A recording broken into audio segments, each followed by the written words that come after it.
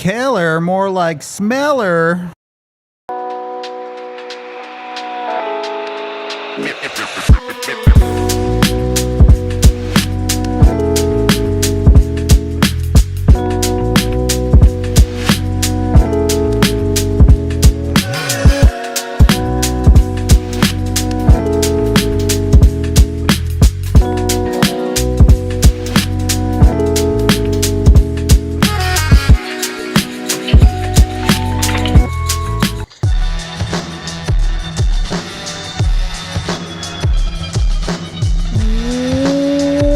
Welcome into the DNVR Avalanche pregame show live from the Toyota Lounge, powered by your Front Range Toyota dealerships. We've got Bailey, we've got Rudo coming to you live as the Avs are taking on the Utah Mammoth for the second time this season, as Boston just tied the game, and now we're destined for overtime, and this Avs game's not going to start till 9 o'clock.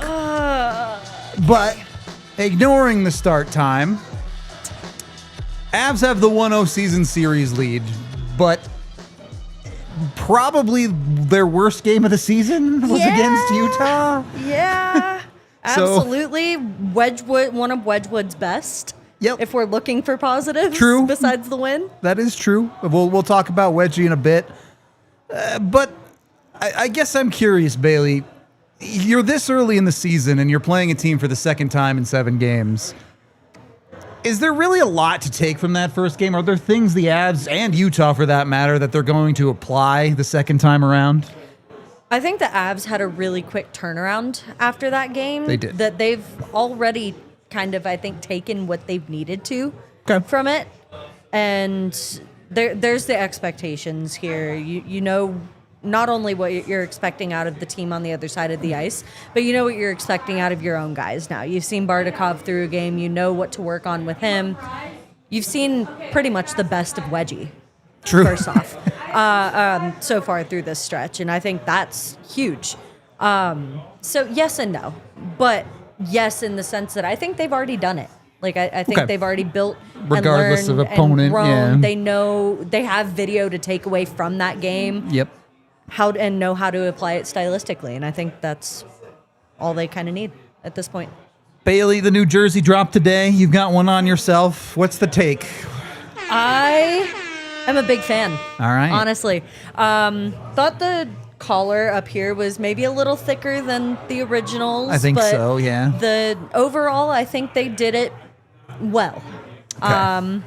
I'm very excited to see them in action on Thursday. That's just because they're playing the Canes. That's why you're really excited. That's why. And honestly, that was kind of on my radar. I was a little surprised with some of the gear drops during morning skates and putting the nameplates up as early as they did and teasing the way that they did. I maybe thought was a little overboard. I would have liked maybe some teasers on Twitter, socials. It's a bit much. It's do a bit that, much, and you're kind of. It's like dangling a cheeseburger in front of somebody on a cleanse. Like it's, in my opinion, maybe not the best way to do it. But now that we know exactly where they were headed, the direction, I love the direction they're going with this. Debuting them against another team that has such a tight hold on their history, I think was a really smart move. But the jerseys themselves, I love them. I think they're great.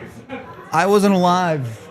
I guess the Whalers were still around in the early 90s. I was alive for that. It counts. But I always think of like Nords and Whalers as like the 80s, and I wasn't alive. So to see that jersey matchup in my lifetime is weird. Yeah.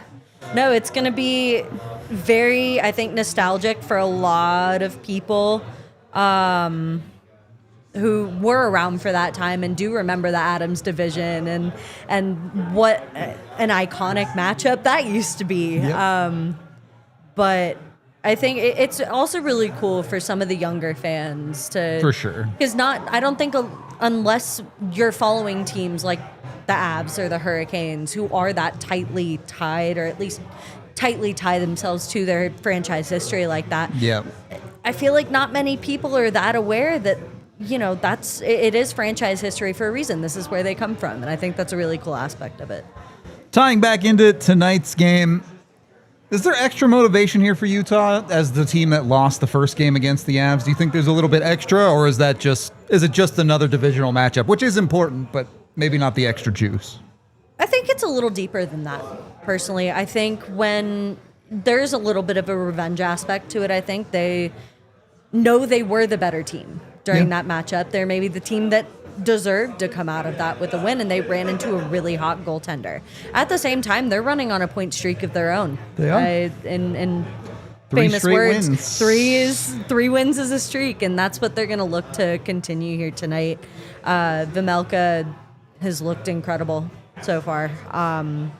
So they've got that going for them. So I think there's going to be a huge push for them, just like the Avalanche have worked on what they've needed to work on since that game.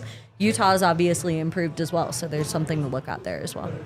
And I know it's too early to take too much from the standings, but Utah has worked themselves into the third spot in the Central for the moment. Obviously, a team trying to get back into that playoff picture. It's been a few years for them since they made it as Arizona during the weird bubble stuff. But they put themselves up in a decent position to start this season compared to teams like even a Minnesota. They've given themselves an opportunity here, but they will have to go through the Avalanche to keep that streak rolling. And I'm not saying they can't do it, but the Avs are certainly favored tonight for a reason. Part of that reason being Avs are 3-0 on the road to start this year. Yeah. Not just 3-0, but pretty consistent. I don't know if I'd say that dominant wins, but comfortable wins for them on the road. What's worked for them? Why is it so easy for them on the road to start this year? I think it's because of that comfortable versus dominant conversation for me. I feel like when teams fall into the hole of maybe having 1 or 2 dominant games back to back, they tend to go into a third game or a fourth game like, okay, we're riding easy, we're coasting, and they fall into a playing down to their opponent type role. The Avalanche have had to earn every single win that they've had this season.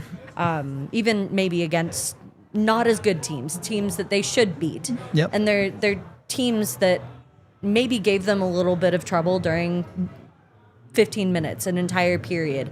And they've still had to come back and work to come away with that win. And that, I think, when you look at the Avalanche, I like to...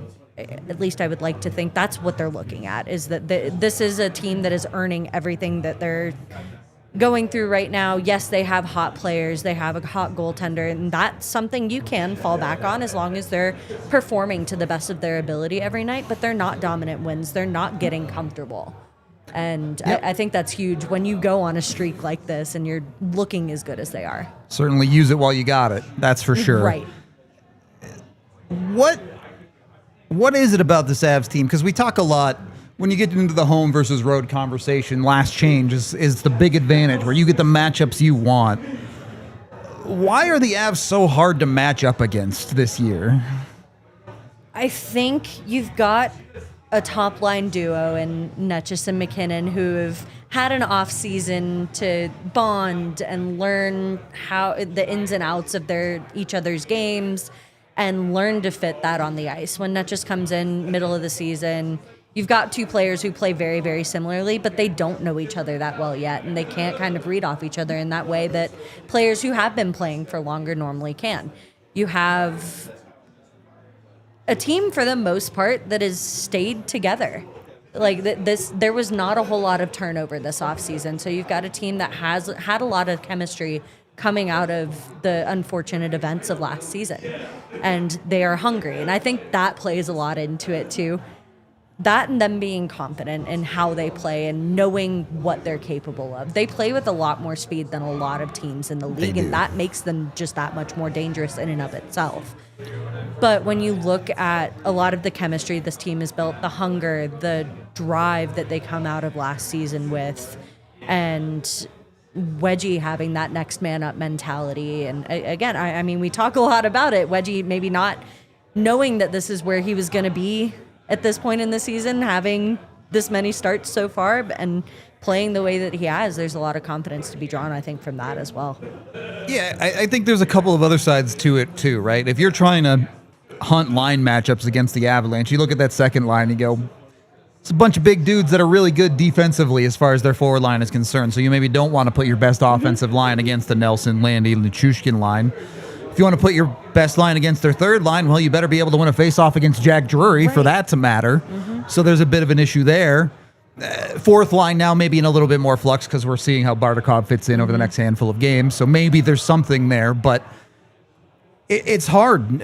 Sometimes you feel like there's a weak line on a team that you can really attack, but the Avs don't really have that here. I think there's something to be said, too, about having such vastly different roles from each line as well, too. You've got, there's the conversation of last change and trying to match your guys up with who's out on the ice currently. And you put some guys out there and all of a sudden, I mean, the Avs tend to run quick shifts. They do.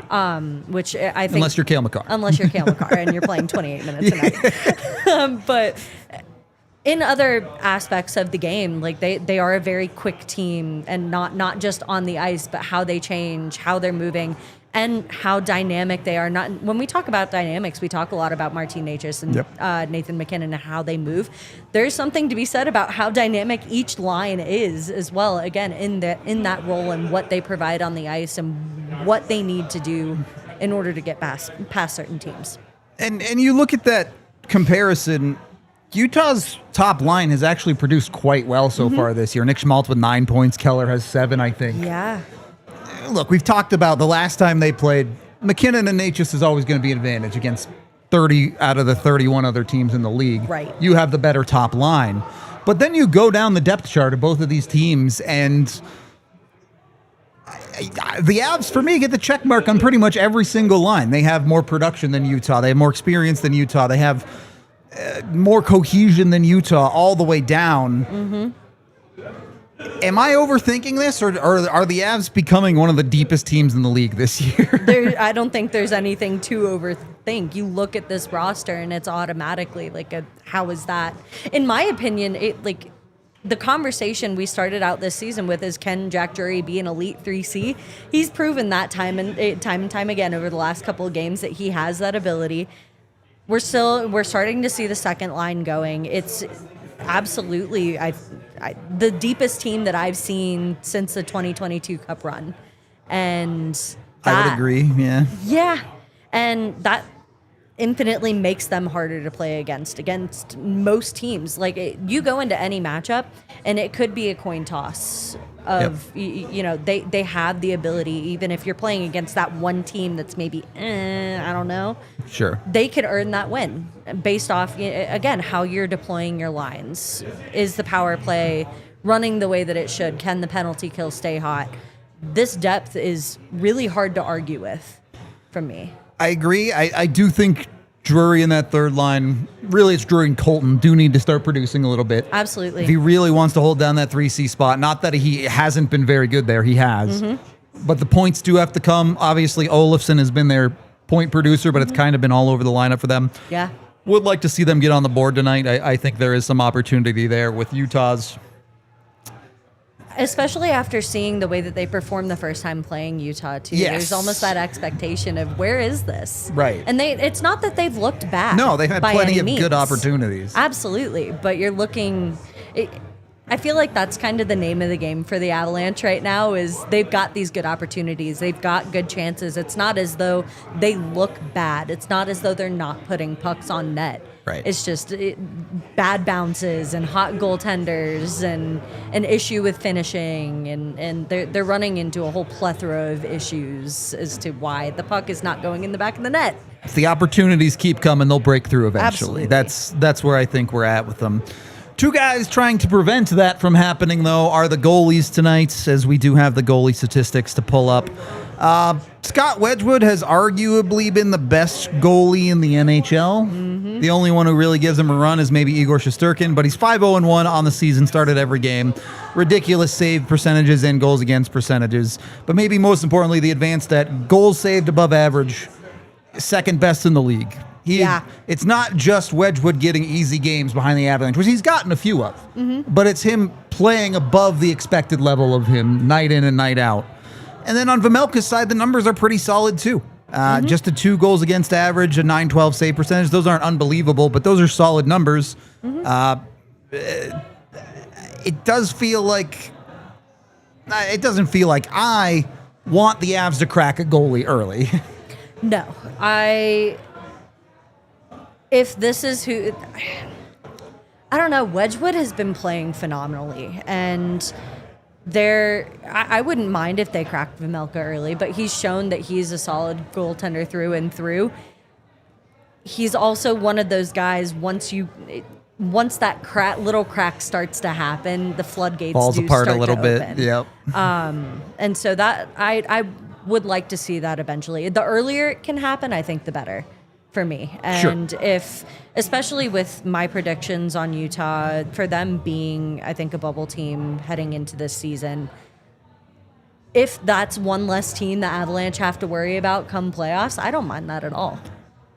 Yes. So yeah, that's exposing that, I think, a little bit earlier. For sure. It is a little difficult. I don't like that we're playing them this early in the season. I would like to maybe see a Vejmelka down the road after the first 10 game stretch. Yep. But if this is a goaltender they can figure out sooner rather than later, I think that just spells another victory for the Avalanche. They've done a decent job of making their lives easy for themselves so far this year. Doing a little bit more of that would certainly help. Mm-hmm. When you look at this Utah team, who's the scariest player on this team for you? I think I look at a Peterka. Yeah. I think, honestly, that's probably my biggest guy, if it's not Vejmelka in net. If we're looking at skaters solely, I think JJ Peterka is probably the biggest guy you've got to worry about on the ice. He's a guy who's, I think, still looking to have a decent breakout this season, still kind of finding his footing. Yep. A little bit. Team change. Yeah. Typical stuff. Which, yeah, I'm not surprised at all. But a guy who's already got 4 points on the season through 6 games, for a guy who is slated to be your top guy on the team, I almost expect a little bit more. Yeah, I think that's fair. They gave up a premium for him in the trade, so they're going to need him. Utah's top 6 feels close, but not quite there to me. Mm-hmm. Obviously, Keller's great. Schmaltz is having a great year. You love Logan Cooley if you're like me. Then they have Peterka on top of that. And then that's where I start to wonder, what do you get into with this team? And they've played the song and dance of, is Barrett Hayton really a 2C for a couple of years now? Yeah. And they still don't really have a solid answer there. Mm-hmm. The depth of this lineup has been really a rotating cast of guys for a handful of years now, where it feels like, right, how many of these guys are here to be pieces and how many of these guys are just on the rotation of the next team they've ended up on. Mm-hmm. I do wonder if Utah can start to build that core personality, whatever you want to call it, that teams like the Avalanche have, right? They have the McKinnons, the Landeskog's, the guys that have been here for a long time, the guys that keep everything in order, not just on the team, but in the entire organization, where you drive guys to that hunger that we've seen from the Avs this year. And I just don't know that Utah really has that yet.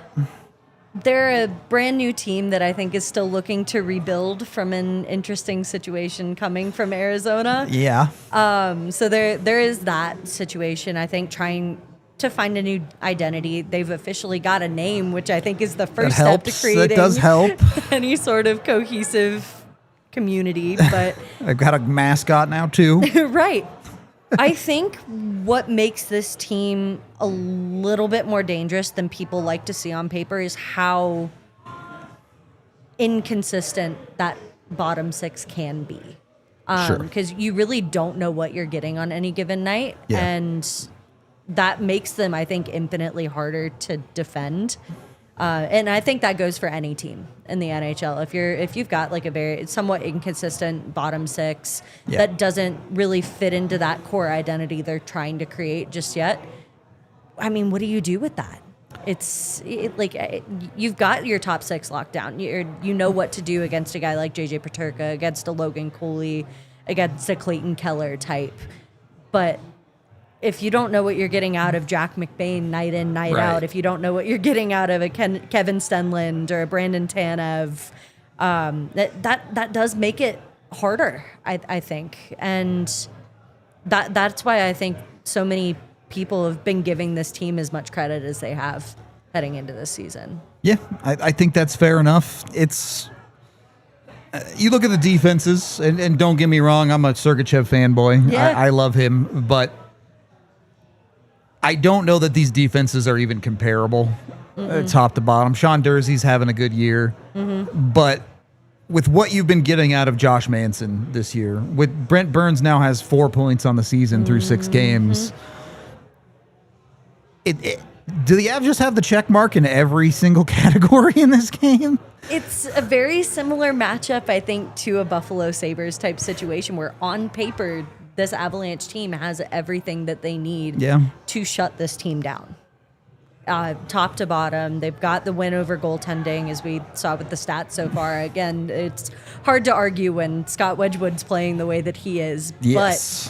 But again, we draw it back to that depth. And the Avalanche take the check mark on that night in, night out, every day of the week, twice on Sundays. Especially with the way that Burns-Manson duo's been playing. I want to give my flowers to a Sam Malinsky, who's been a very solid third pair defenseman, especially since being put back more consistently on that right side. Yep. This is a team that ideally should be able to shut this team down if they're playing at top marks.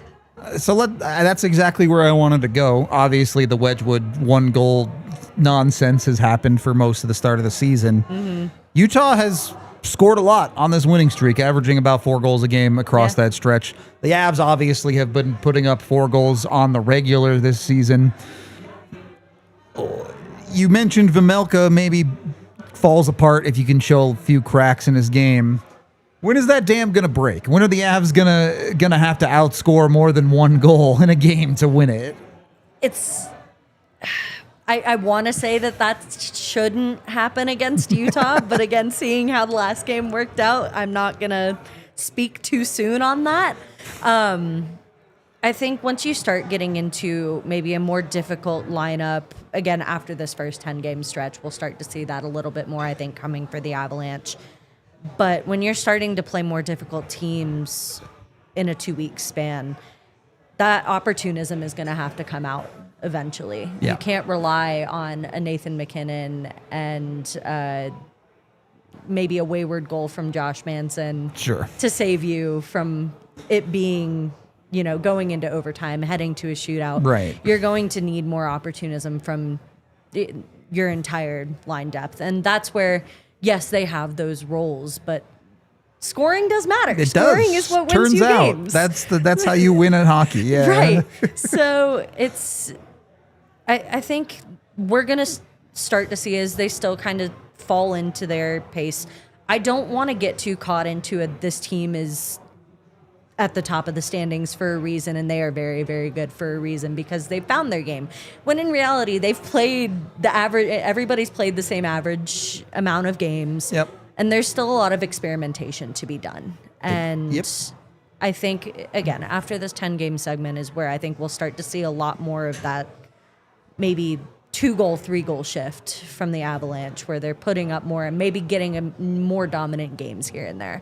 Hopefully so. Hopefully there's a lot of room for growth continued, even if the Avs have looked pretty good so far this season. Bailey, give me a name, give me a score for tonight. We got our crystal ball segment.